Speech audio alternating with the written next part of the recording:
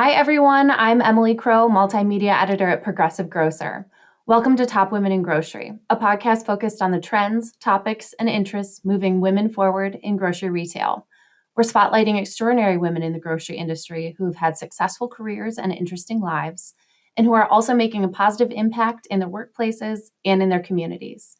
Today, we're joined by Annie Streit, Chief Sales Officer at Daily Harvest. Annie joined Daily Harvest with more than 20 years of experience driving category growth and organizational transformation at companies including General Mills, and now has the unique distinction of guiding the sustainably sourced fruit and veggie-focused startup into the grocery channel. We're here today to discuss Daily Harvest's expansion into the grocery channel, Annie's career progression, her pioneering journey into remote work, and so much more. Annie, thank you so much for joining us. Thank you so much for having me, Emily. This is going to be great. I'm excited. Well, to start, I'm hoping you can tell us a little bit about your career journey and how you landed in your current role with Daily Harvest. Of course. You called it right from the beginning. So I did start my career at General Mills. I was there 17 years, and something that I appreciate looking back on that time is because General Mills is such a big organization, I had the opportunity to do really deep roles in sort of every function of sales, category and trade and analytics, and lots of time in field selling teams. And that really set me up to be successful when I made a move to go smaller. So in 2016, I moved to Amplify Snacks, which Skinny Pop Popcorn is the hallmark brand. And I started there in a role where I was pulling together a sales strategy. So using all of those skills that I had built at General Mills and starting out some things that the company needed as they were scaling, like S&OP processes or trade management. And over time and through a Hershey acquisition, had the opportunity to get back to the customer, which is a role that I love, and ended there leading sort of our national sales teams. And that then set me up to go to Cora, where I had my first head of sales role. And Cora is an incredible mission-driven natural and organic fem care company. And one of the things that I really wanted to learn there was that they were D2C first. And so that was my first exposure to thinking through, how does that channel operate differently? How do you manage that inside of a broader strategy? Which turned out to be critical when I got the opportunity to come here to Daily Harvest. And so I've been here 2 years and really have been leading our foray into an omni-channel world. Wonderful. And I mentioned before the grocery channel growth for Daily Harvest that happened last year with the company's expansion and partnership with Kroger. What can you tell me about that transition, and why was Kroger the right partner for it? Oh, thank you for asking the question. Our mission has always been at Daily Harvest to make it really easy to eat more fruits and vegetables every day that were sustainably grown. Even post-COVID, only 16% of consumers are willing to subscribe to food services online. Interesting. That's 84% of consumers that we can't reach, and 97% shop in a grocery store at some point. And I really want to know where those other 3% get their food. What are they doing? What are they doing? And so that made an extension into an omni-channel approach, just the natural next step in our mission to make it even easier for consumers to get more fruits and veg. You asked too, why was Kroger the right first partner? And I would say it was really 3 things. One is just an incredible team of people there who were as dedicated and as excited about the mission as we were.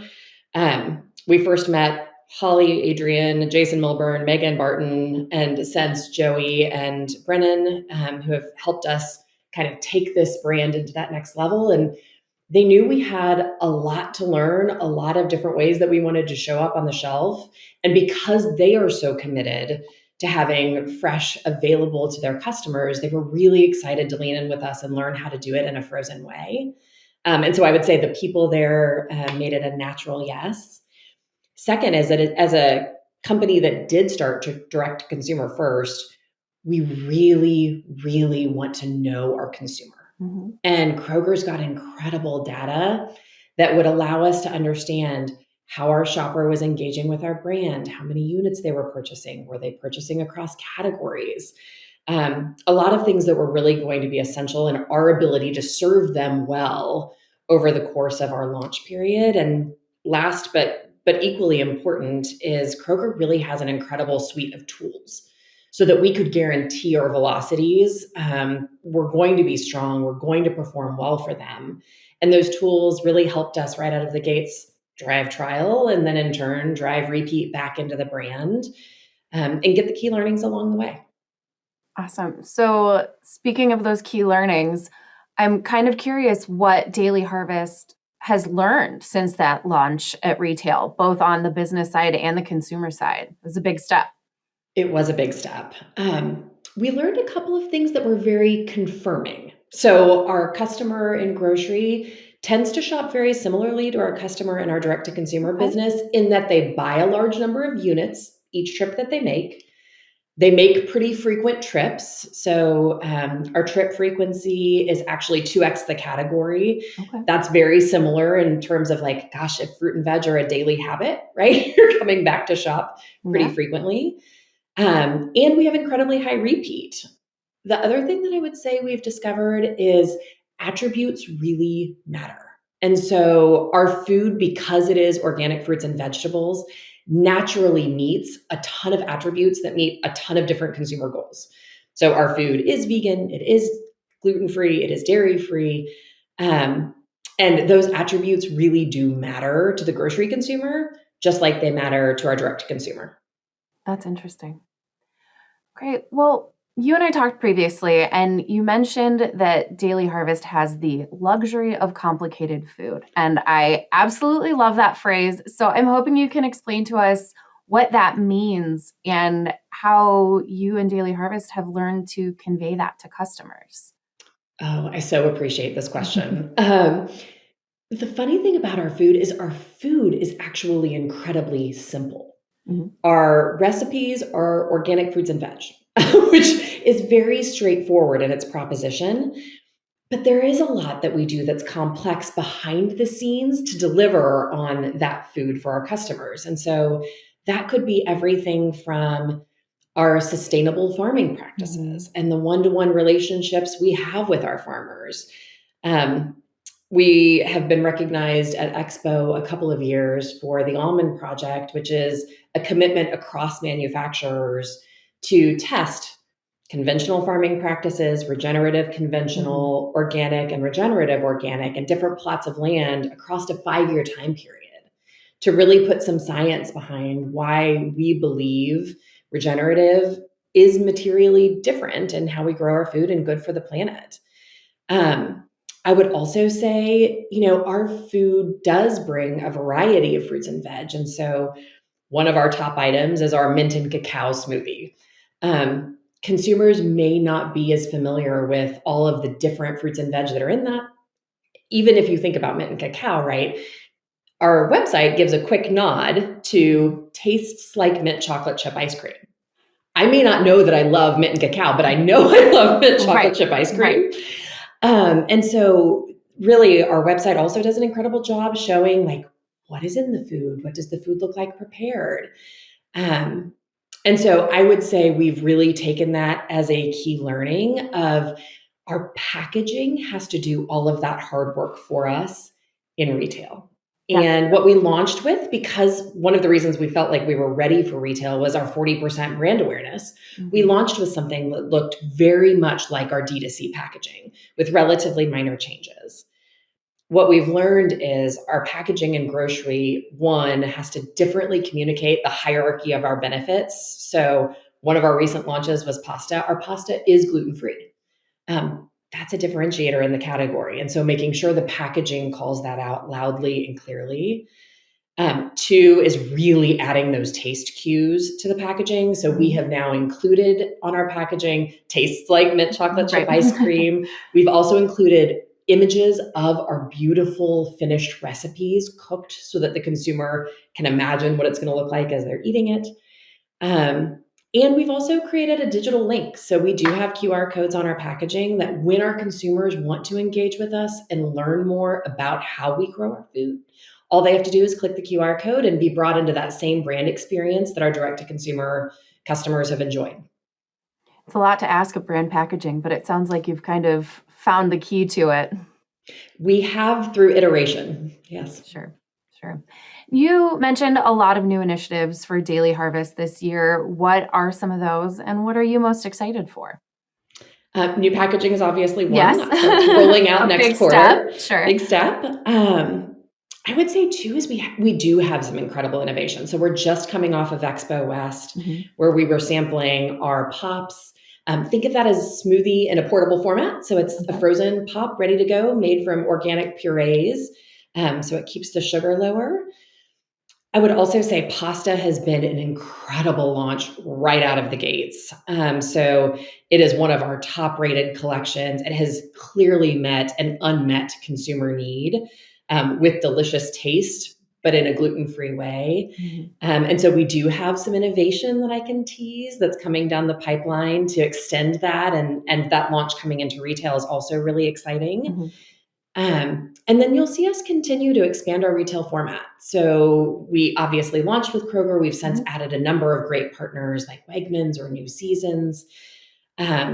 We just announced that we launched our first Costco smoothie pack about 2 weeks ago, and you'll see us continue to expand to additional regions as that has been wildly successful right out of the gates. And then by the time we kind of close 2024, we'll have a launch in each major channel. And so I think our ability to expand accessibility to our customers is really the thing that I'm the most excited about. Great. Well, switching gears, we also talked previously about your career progression and totally switching gears about how that was affected by personal choices regarding your family. This is something that I was very interested in hearing about, and I think our audience will be interested in hearing about as well. How did you work through those personal choices and changes in your career? And what did you learn from making those choices that put your family first? Oh, Emily, I so appreciate the sensitivity of your question. Thank you. It's a big one. Again, it is a big one. Yeah. And family is always a hard left, but so Right. integrated with our careers.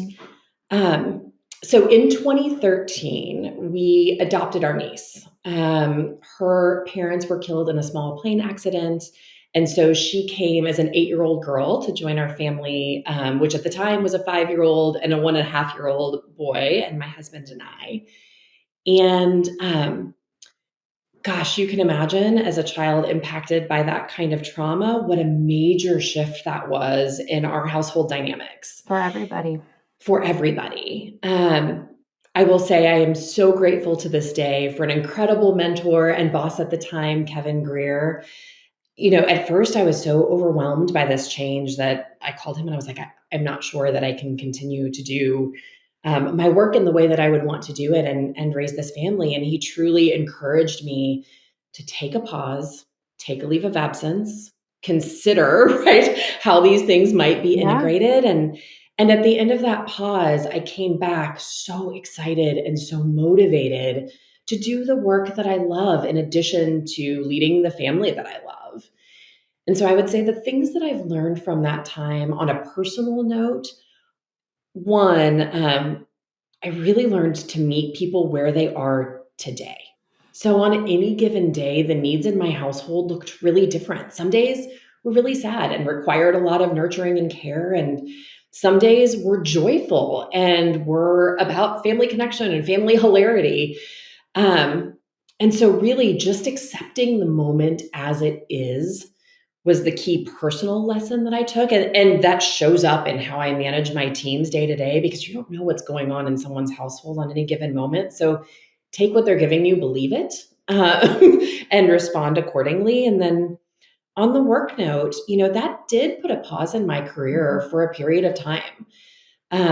We made a commitment when we adopted our niece that we would stay here in Texas. That's where I live today, is in Austin. And the reason we made that commitment is that she had aunts and uncles and grandparents and a wider surround network here that we wouldn't have had anywhere else if I had continued to move. And so that really, for me, taught me the lesson of like, you know, progress does not always have to mean promotion. It can mean, okay, I've been in this job for a period of time now, and I need to continue to learn new skills. So maybe it's about learning how to contingency plan differently, because when things are on the upswing, right, you've got to have new levers to pull. Maybe it means creating new opportunities. And so I was on the HEB team, sales team at General Mills for a really long time. And in that time, I learned to iterate and create new things like with my team and with other manufacturers, a great box tops event that then the next year we took the next level by establishing DSD that didn't exist in our networks or with our customer. And I would say now I use those skills a ton, both in teaching my teams how to think through those things, but also in actually applying the practices myself before they're needed. And I wouldn't have had the opportunity to get that learning if I hadn't been in that job for a period of time that forced it. And so I would say those are the two things that I really learned on a personal note, thinking through meeting people where they are exactly in this moment. And on a work note, learning how to continue to be curious to progress your career, even when you're not necessarily in a time of high change, right, from a title standpoint. Yeah. I liked how you said accepting the moment as it is. I think that's something we can all carry with us and just say, you know, things aren't easy right now and we're going to work with it and we're going to move forward. I think that's true. I like that a lot. Well, switching gears again. Fun fact that I learned about you is that you are one of the pioneers of remote work. Can you share your journey into both working and leading teams remotely and perhaps share a few pearls of wisdom about making the most of working from home? I'd like to add, you heard my dogs barking right before this started. So it's always a struggle, but here we are. It is so true. And I'm so glad that it happens to the professionals too. What a joy. It makes me feel better too. So I would say I was very, very fortunate. General Mills was a great employer. And as I really, was in one location for a long time, they were able to work with me and a handful of others to create a remote role where we were leading teams that were doing category work or trade work for regional customers remotely. And so I had teams living here in Austin that were based over time in Scottsdale and Minneapolis and Tampa. And I would just travel to the teams when I could to get that critical in-person time. But a lot of my team and my time was spent learning to lead that team remotely. And I did pick up a couple of tricks that I still use today.